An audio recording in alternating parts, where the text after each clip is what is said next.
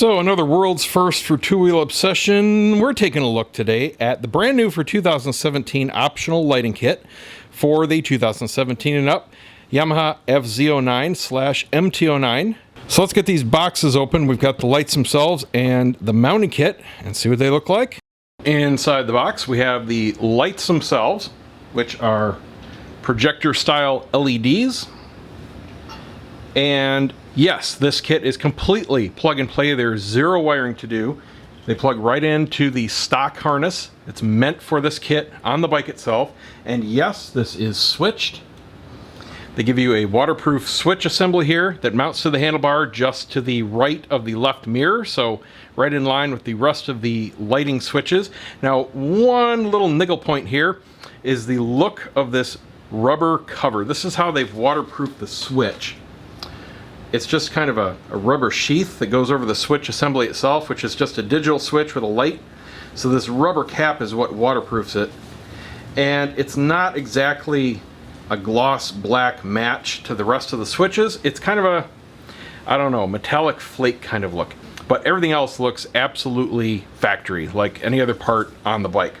And then we have the mountain bar itself. This is going to mount just under the stock headlight assembly, and the main harness, and a whole bunch of assorted hardware and bags and light reading material, including an aiming guide. Let's get it installed. Starting off, we need to remove this right hand side cover. Super easy. This is where all of our wiring is located and will go. We have a 4mm bolt here on the side and two quick connectors. Simply push in the center. I like to use a small Allen bolt. And then pop this off.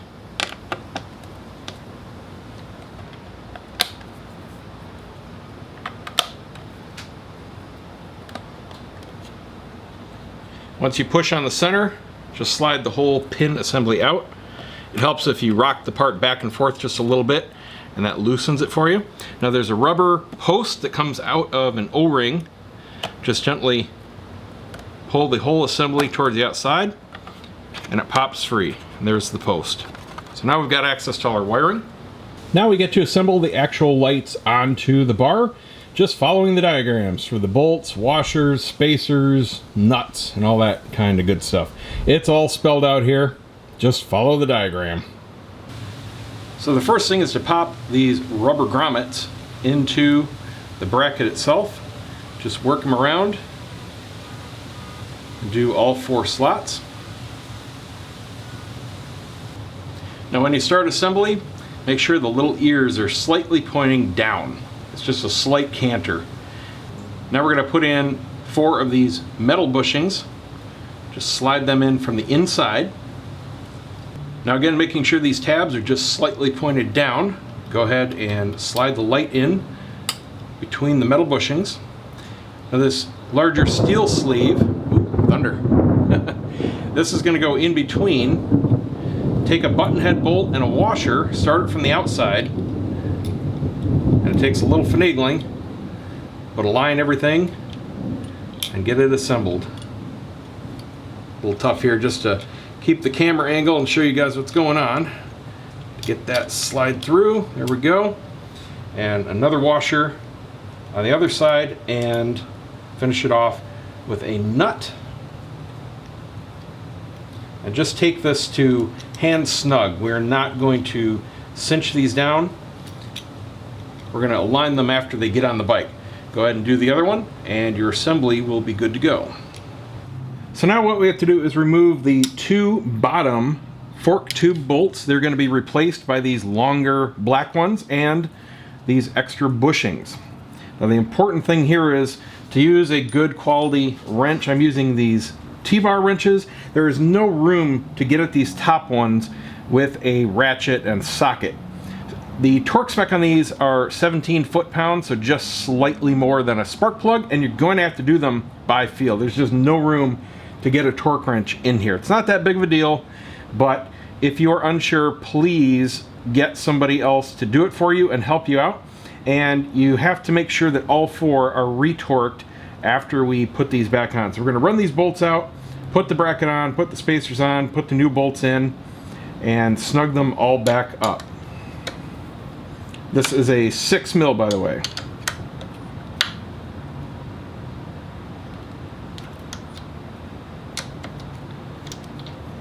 Oh, and just to note, if you're especially clumsy or brand new to doing stuff, by all means, cover up your paintwork underneath where you're working. I've had some comments here and there in my videos, and oh my god, dude, you've got a tool above your gas tank, you're gonna dent it, don't drop your... I've been doing this a long time. It's not that big of a deal. But, like I said, if you're unsure, go ahead and lay a towel down for extra protection. Just a note. So the spacer goes in the slot, bracket goes on there, and then the bolt runs through.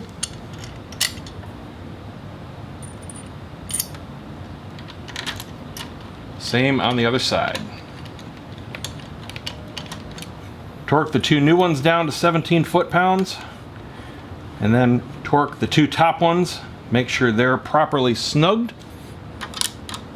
And there we go. Don't worry about these right now. We're going to aim those as soon as we get everything fully assembled. So here's how our switch assembly is going to mount. It's going to go right here, just in line with the other switches, and it mounts on this handlebar mount right here, and we got this piece of rubber that goes on the inside, so pretty much like a universal phone clamp mount or GoPro mount. Nothing really special here. The screw is going to go towards the bottom. We're going to remove that so we can spread it, slip it over the handlebar itself, and this is just a flat plate, and they give you a little bit of 3M high strength self-adhesive pad here, double-sided tape basically, and that will allow you to mount the switch to the plate. Now, one thing you want to be careful of is remove this rubber before you do the sticking down, so you don't snag the edge on here at all.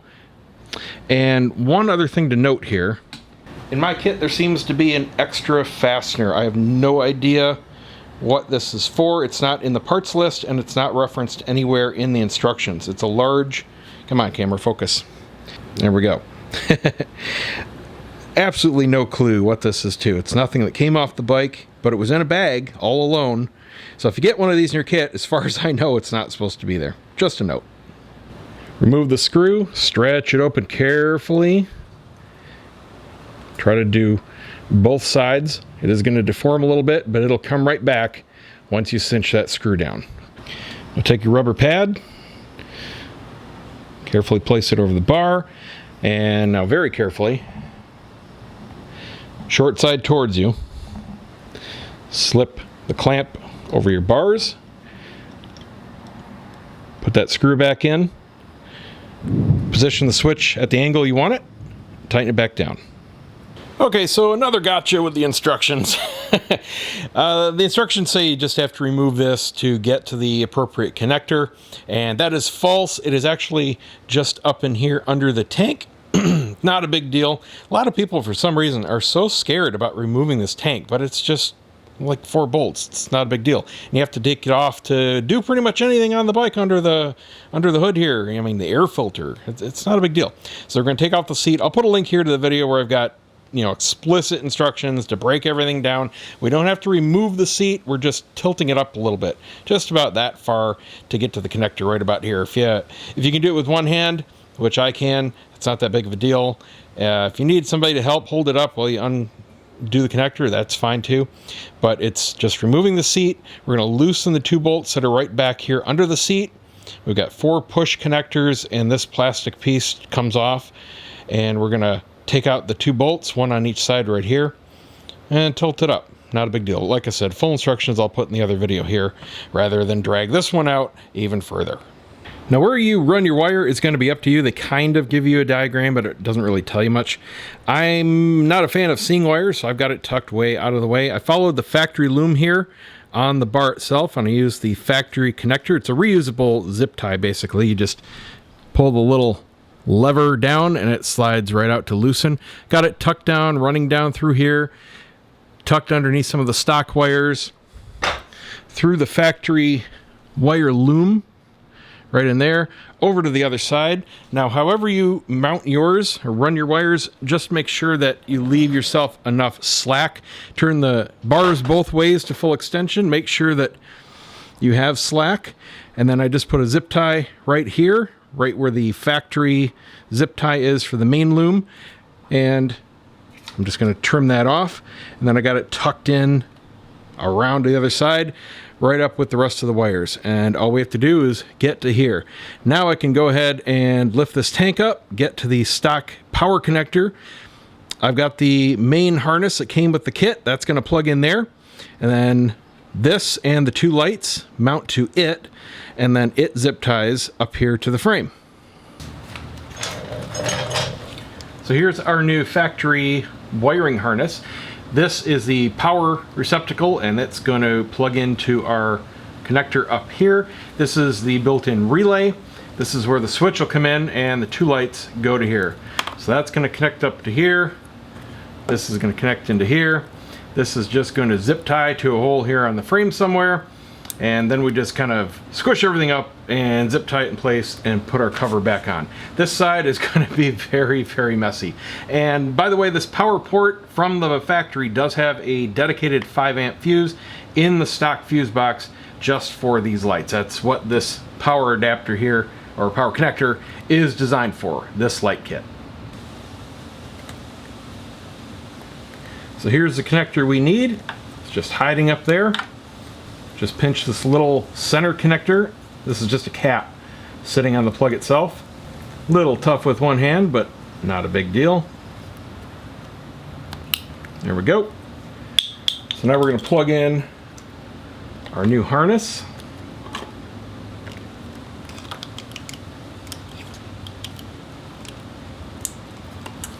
Okay. Now we connect our switch. And it only goes on one way. It's got two little tabs that'll snap into place, and a nice O-ring, so it is watertight. Now we need to route our light wires. As with the switch, where you run your light wires is going to be up to you.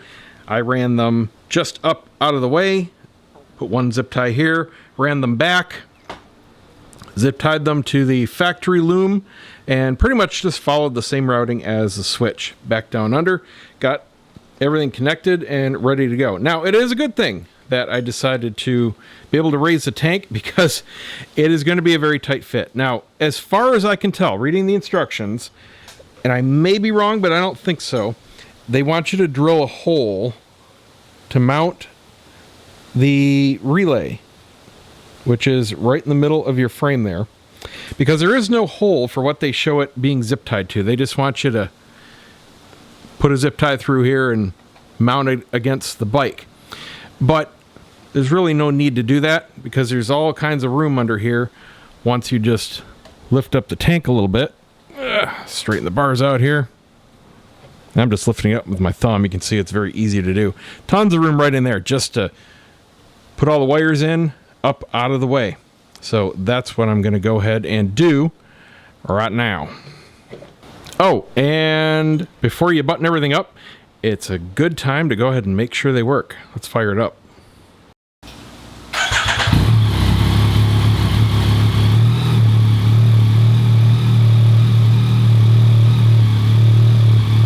Okay, good to proceed. Got it buttoned up. Didn't even have to use any zip ties. Just laid everything in there. Got the switch connector and the relay right here. Power connector and switch, or light switch, light connectors, I can speak, right here, and just popped right into place. Let's button it back up, get these things aimed, and then I'm excited to get on the road. I'm going to do a before and after. I'm going to show you some real good video of exactly what they do, and we'll see if they were worth it or not. So the aiming spec is 3 meters, or just shy of 10 feet from a wall. And the bike needs to be level, so either put it on a stand or have somebody hold it. You want the center of the lights right at that 3 meter mark. Now, we're going to measure the vertical height that we have the lights mounted at, and we're going to go 20% less down at the wall at that 3 meter mark. So let's see how tall the lights are. And we have just about exactly 29 inches, or what is it, 75 centimeters off the ground. So we're going to look for 20% of that down at the wall. Now to tighten these up, we have 10 mil nuts on the inside and a 4 mil hex bolt on the outside. Now let's switch the fogs on. Okay, one's a little low and one's a little high. Let's see which is which.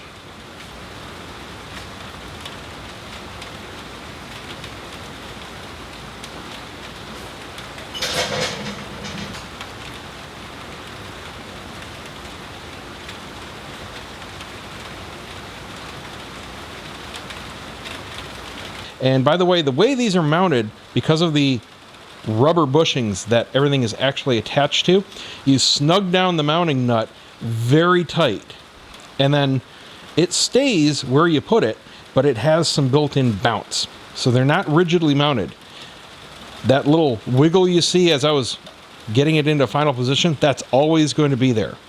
So it's kind of like the stock mount turn signals. It has a little bit of rubber give to it, but they do stay in place. It's not like they're going to bounce up or down at all. They're going to stay exactly where you snug them down to. So as soon as this rain stops, I'm going to get out on the road and see how it actually goes in a corner, and I'm going to do some video and show you exactly the throw down the road itself in a straight line and show you how these are actually hitting. The color temperature is absolutely 100% identical. They're obviously using the same bulbs in the stock lights as these, so that is a perfect match. Let's see what it looks like around the front. So here's your good detailed look. You can see that they don't pass the stock housing. They're definitely in line with the rest of the headlight bulbs. The light, very impressive, obviously just as good as stock. It's basically like having another set of aimable stock bulbs with a different projector pattern. That is about it. So the sweet spot gets twice as bright as it was. And then it's got the nice extra throw. So that's very cool. So here, I'll turn it off. You just tap the switch. You can see that the sweet spot itself doesn't change. It just adds all that going out to the sides. The switch feel is actually very good. It doesn't have a click. It's a digital button. It's not a click, click, click, click. There's no tactile feel. It does have a green light. Lets you know they're on. Of course, that should be obvious. Have to say, I wish that light wasn't there. Prefer not to see it. I think a little bit of black electrical tape is going to solve that for me very quickly. Yep. Same thing I do to annoying lights on stereo equipment in the living room. Yep, just a little piece of tape. That'll fix that problem. Nice. Other than that, very impressed. All right, come on, rain. I want to get on the road. Okay, time for a test.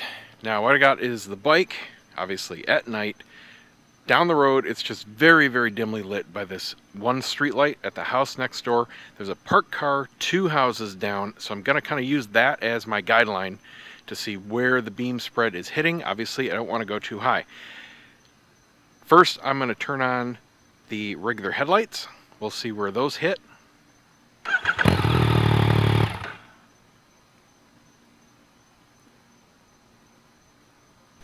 And now I'm going to flip on the fog lights in addition to the headlights.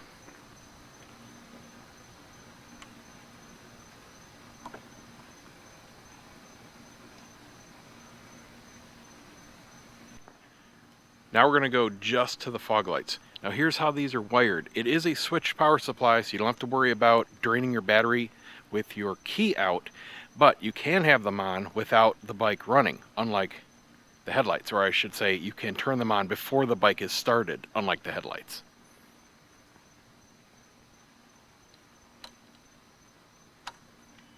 So here's just the fog lights.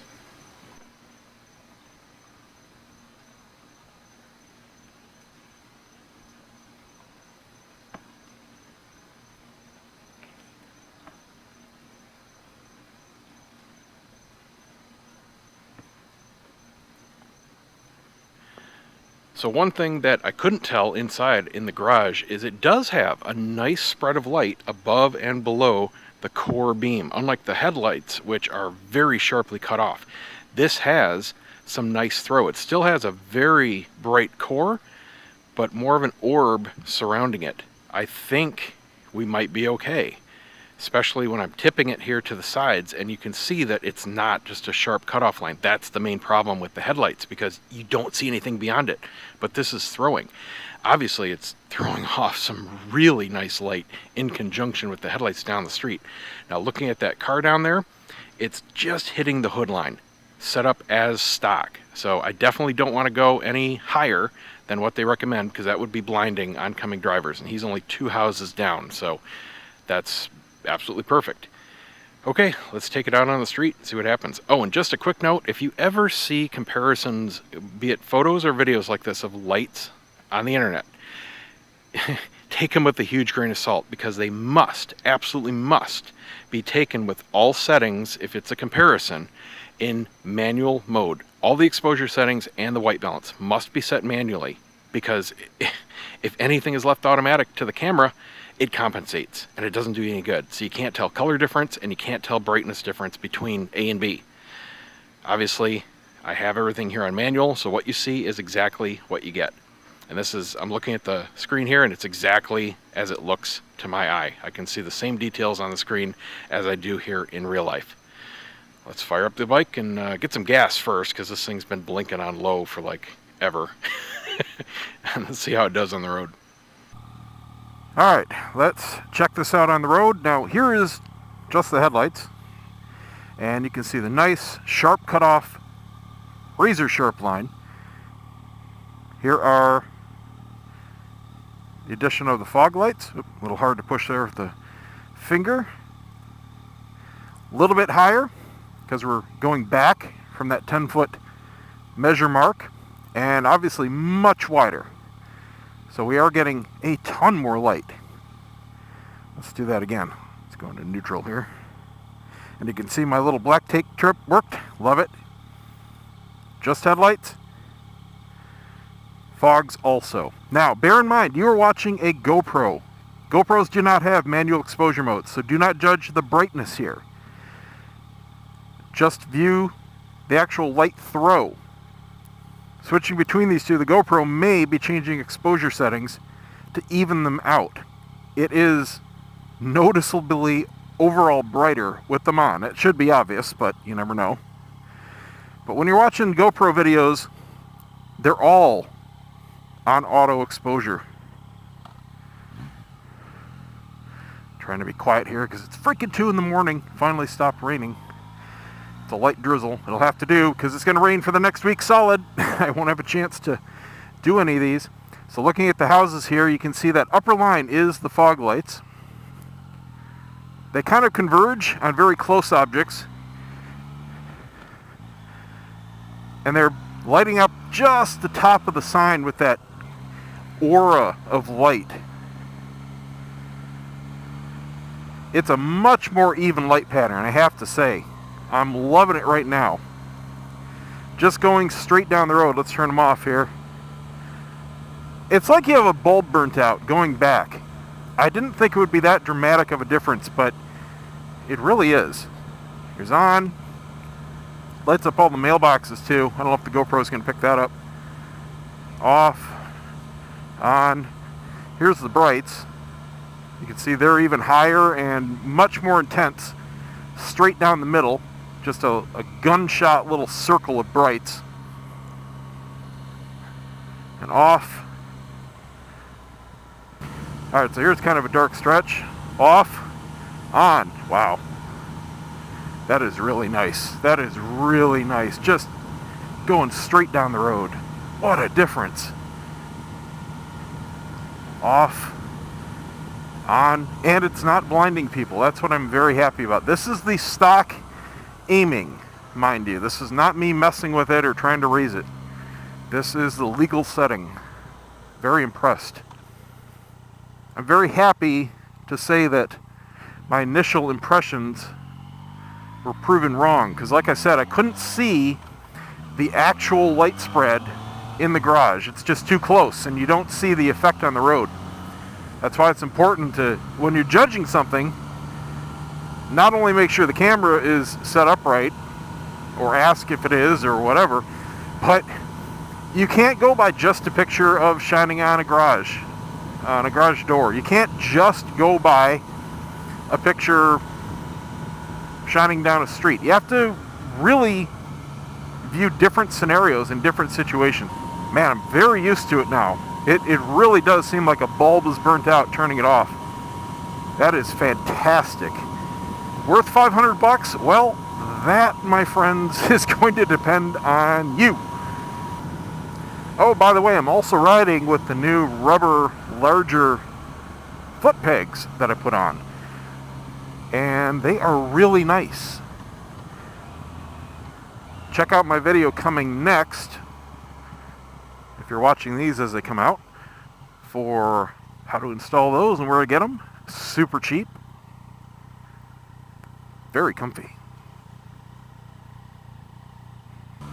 Alright, back on the infamous local twisties here that are really good for showing off lights, because there's no ambient light out here. We're right on the coast, water to the right, mangroves. Here's just the stock headlights. Yes, they are aimed absolutely perfectly according to book spec. And we're doing 35 miles an hour. I'm going to actually slow down a little bit more because this is a 90-degree turn and it's wet out and there's paint, and I really hate this corner. So there's your cutoff line. I can barely see anything above it. It's nice and crisp. It's great. It's a sharp line. The brightness is fine. Bear in mind, again, you're on a GoPro, so don't judge the brightness, just the throw of the light. But man, you take a corner fairly sharp and it disappears. So I'll take one more here with just the headlights, and then I'll flick on the fogs and we'll see what the difference is. We already know it's absolutely fantastic going in a straight line. Alright, so there you go. It dips down pretty good. Now we're going to turn on the fogs. Fantastic. Wow. Alright, see how it does in the corner? This is where it's a lot better. That is a lot better. I do not lose the center line at all. I can still see the apex of the corner. I see the entire width of the road. Whereas with the stock lights, I can't even see the entire width of my lane. I lose the center line of the road in an extreme corner. Let's take this one up here. Alright, I'm very excited. I was very apprehensive during that install, just looking at how it all was going together. That stays up just high enough. Barely. I mean, skin of its teeth. I am not going to be taking corners leaned over more than that in the dark. Period. Alright, final verdict. They are a functional winner. Nothing else to say. They work. I still see the center line. There's enough of that orb glow above the cutoff line where I still see the lane. I still see the apex.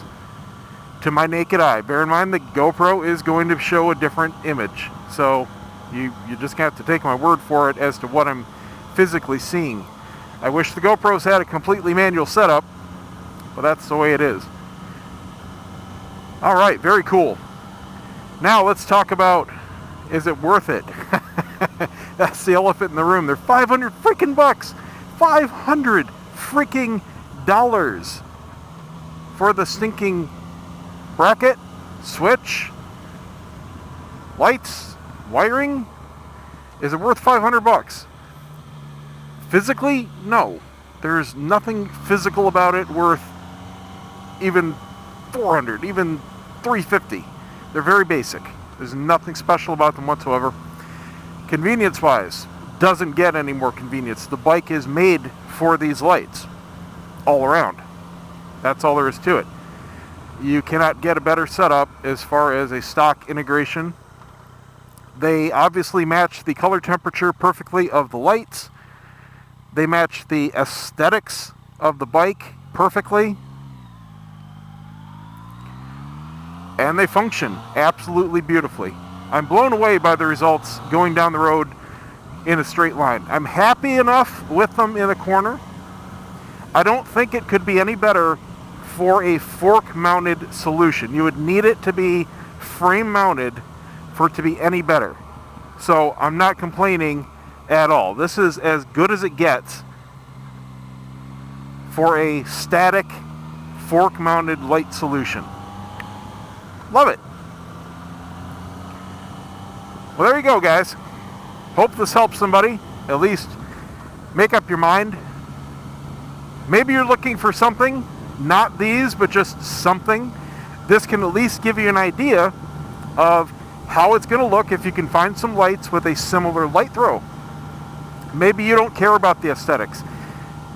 I completely understand if people are on a budget and there's no way in hell you're paying $500 for some freaking LED fog lights. Completely understand that, believe me. So maybe you're looking for some cheaper Chinese lights and you're wondering, hey, are they going to work if they've got that same kind of projector setup? I know there are some similar things out there, not with this kind of mounting solution, and certainly not with this kind of switch and electrical solution, but you can always do things yourself. But this is what you get.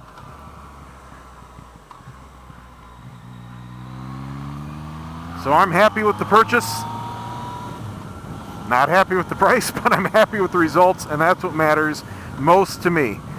I am now 100% confident in the bike in all lighting conditions. Let's just shut it off again for this final corner. Show you the difference. Ooh, let's come back down in speed. Can't even see the apex here yet. Now I can.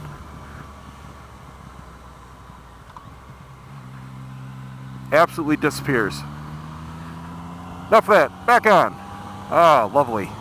I love seeing the side of the roads too. Anyway, if you liked this video, I'd appreciate a thumbs up. Subscribe to see more.